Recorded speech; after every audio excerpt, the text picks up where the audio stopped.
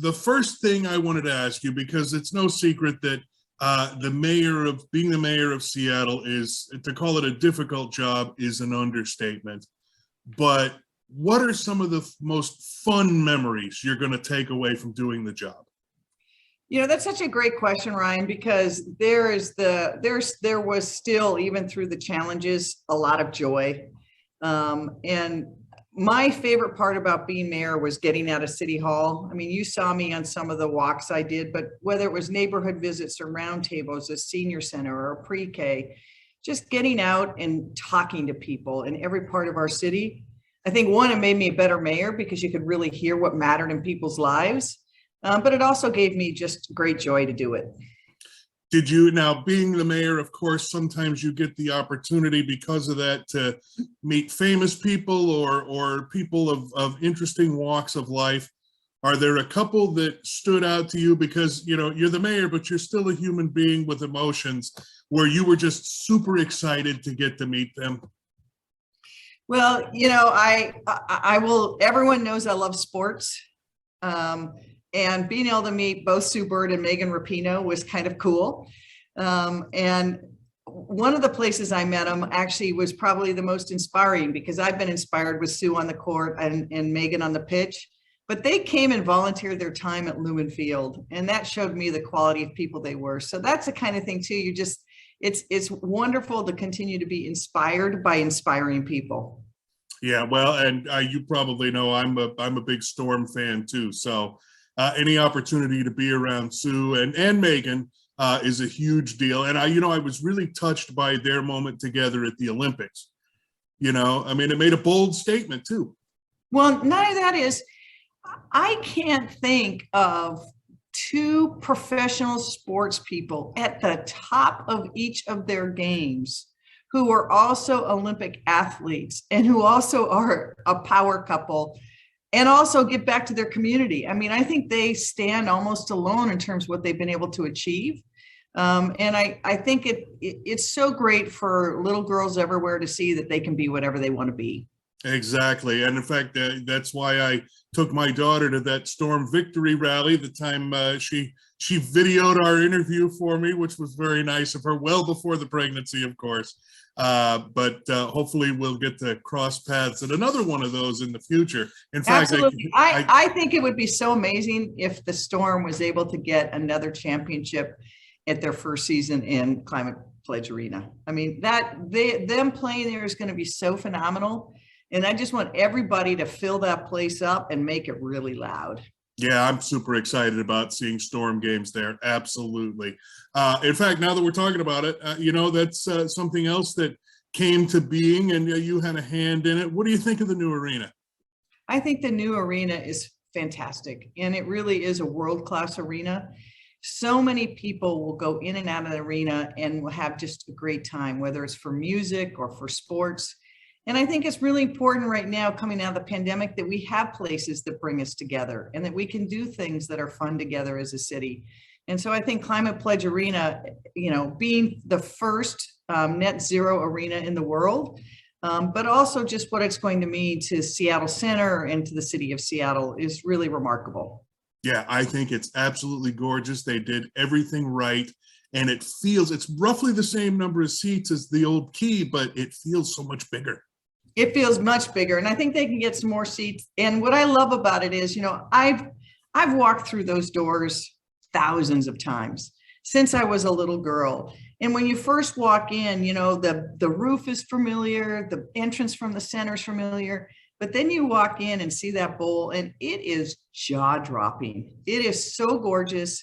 And the arena itself is fantastic. I love that the windows, you can peek in from the side to the north. It's going to be great. It's going to be great to have the Storm there. I'm pretty confident we'll get the Sonics back, and there'll be so much joy that comes out of that building.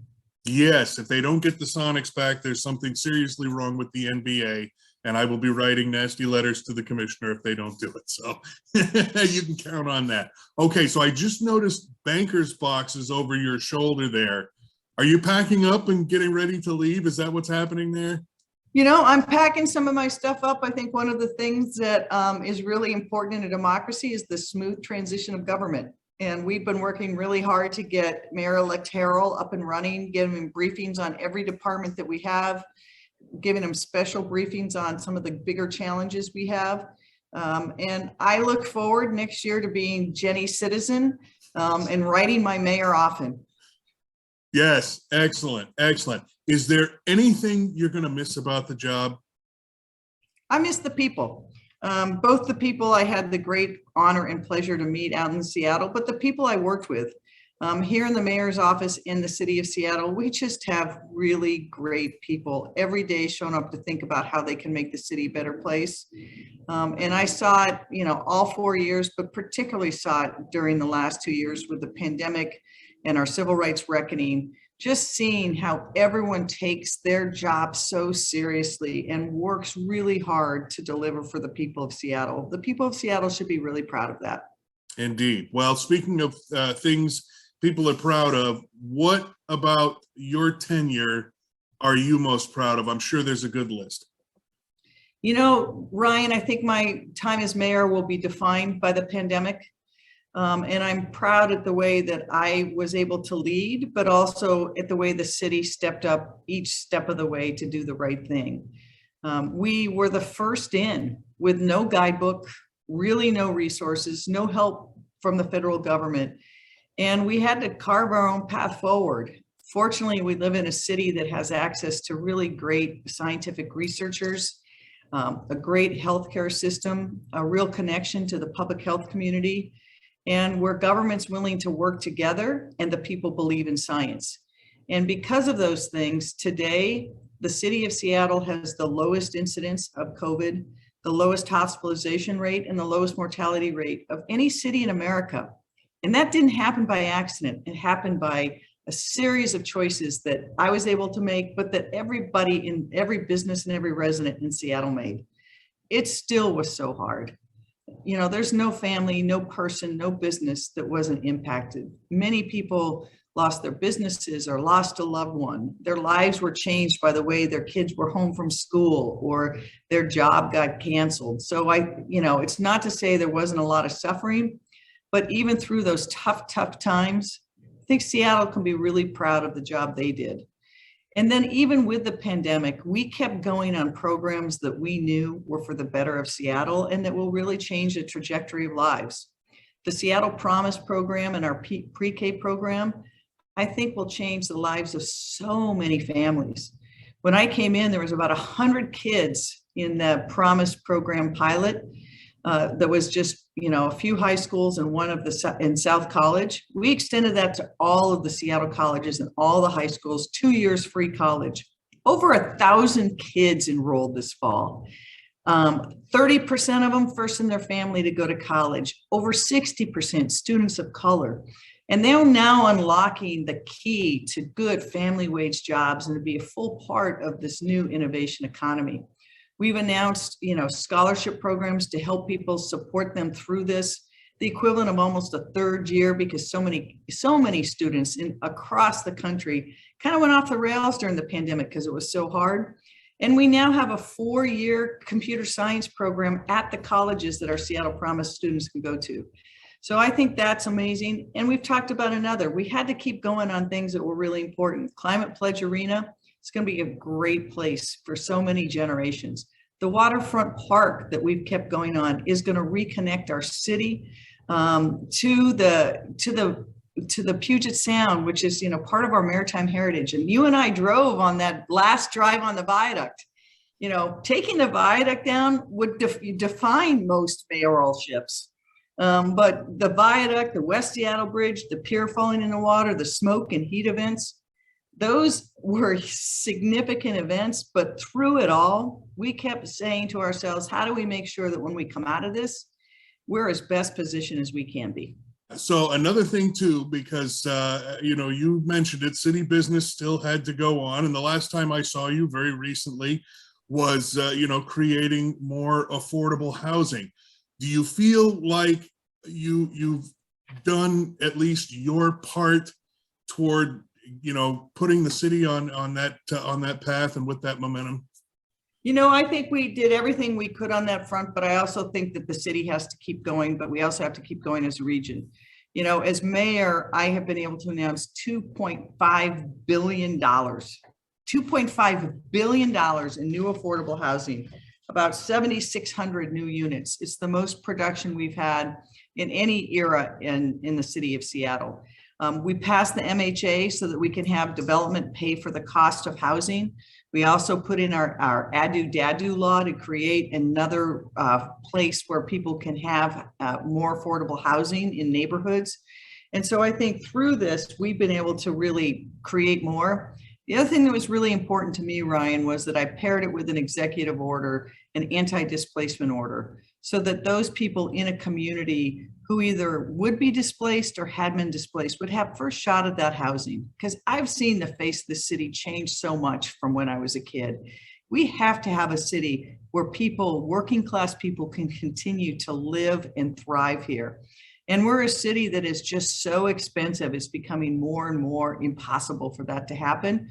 So Mayor Harrell and the city council still have to really think about what are some tools they have to increase the amount of affordable housing here, and then push really hard for the state to demand it from every one of our suburban cities.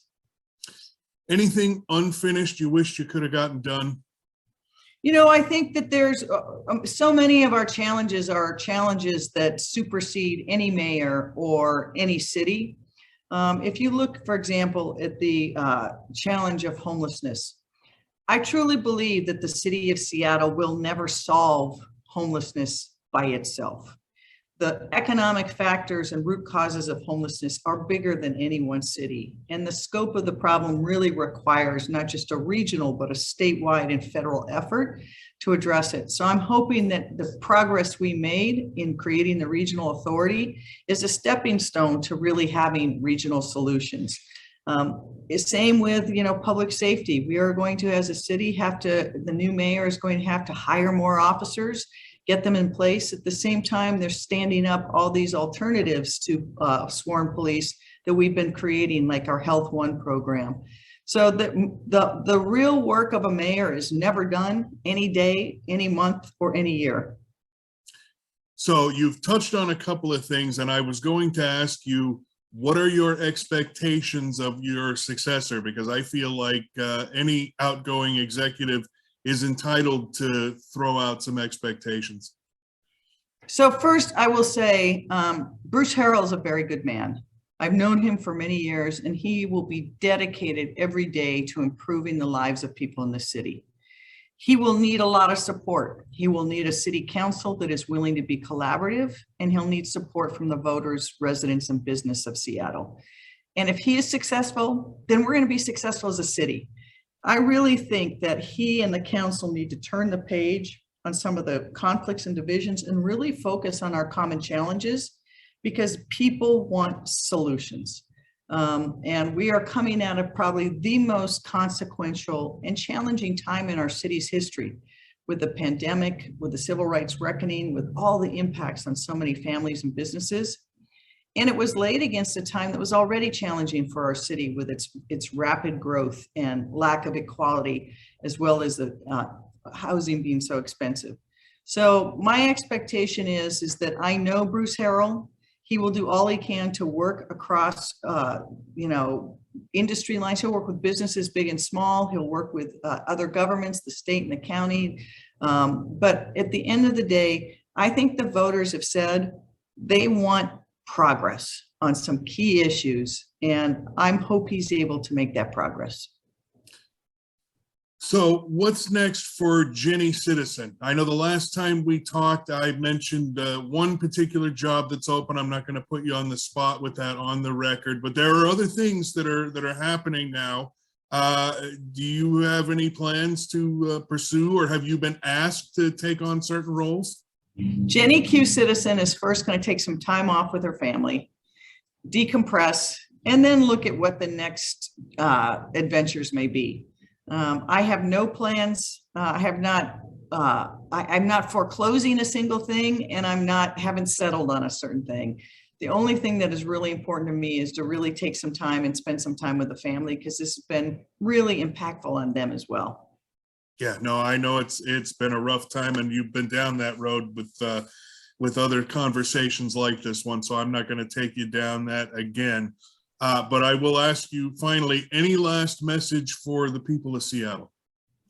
I would say the people of Seattle, it's been a very hard time, but I saw people who were heroes in a million circumstances, helping each other, helping their neighbors, and stepping up when we needed it the most.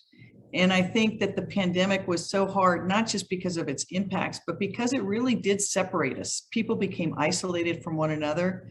And I think in the new year, I really hope people are able to find more kindness for themselves and for people in their community. We still have some great challenges. The virus is not done with us. Omicron and probably later variants will continue to create havoc for us and have impacts.